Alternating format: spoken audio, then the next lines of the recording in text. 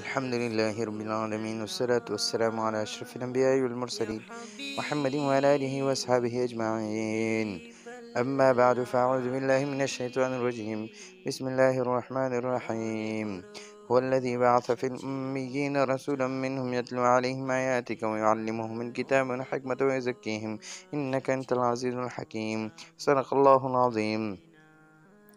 محترم سامعین و ناظرین، آج انشاءاللہ العزیز سیرت مصطفیٰ سیرت النبی صلی اللہ علیہ وسلم کی جو ہم نے سیریز شروع کی ہے، اس میں انشاءاللہ اب ہم زمزم کی کھدائی کے بارے میں بات کریں گے۔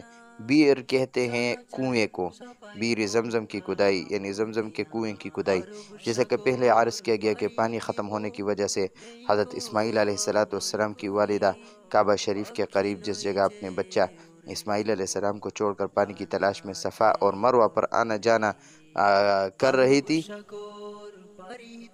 اس وقت حضرت اسماعیل علیہ السلام کے قریب ہی زمزم کا چشمہ جاری ہو گیا تھا۔ بعد میں یہ چشمہ کنواں بنا دیا گیا۔ مختلف حالات گزرتے رہے، یہاں تک کہ یہ کنواں مٹی سے بھر گیا۔ نہ صرف مٹی سے بھر گیا بلکہ اس کی جگہ بھی نامعلوم ہو گئی تھی۔ نامعروف مطلب یہ ہے کہ نامعلوم ہو گئی تھی۔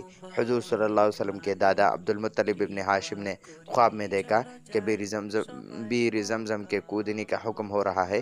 جب 3 رات ہی خواب دیکھا تو جگہ معلوم کرنے کی فکر ہوئی، جگہ بھی انہیں خواب ہی میں بتا دی گئی۔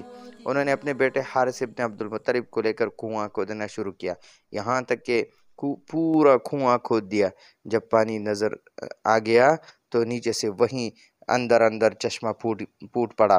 عبدالمطلب نے اللہ اکبر کہا، کیونکہ عبدالمطلب کے ہاتھوں سے یہ کام انجام پایا تھا، اس لیے انہی کی نسل میں زمزم کی دیکھ بھال اور نگہداشت باقی رہی۔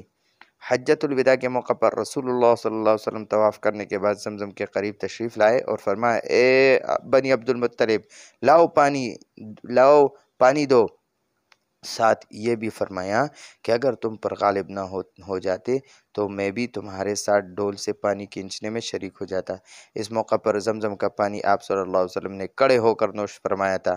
حضرت عباس ابن عبدالمطلب نے فرمایا کہ غسل کرنے والوں کو میں اجازت نہیں دیتا کہ زمزم کا پانی استعمال کرے، یہ وضو کرنے والے کے لیے اور پینے والے کے لیے ہے۔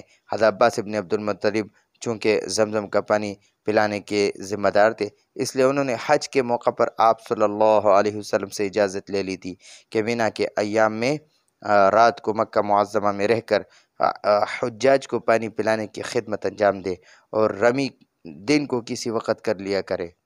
وآخر دعوانا ان الحمدللہ رب العالمین۔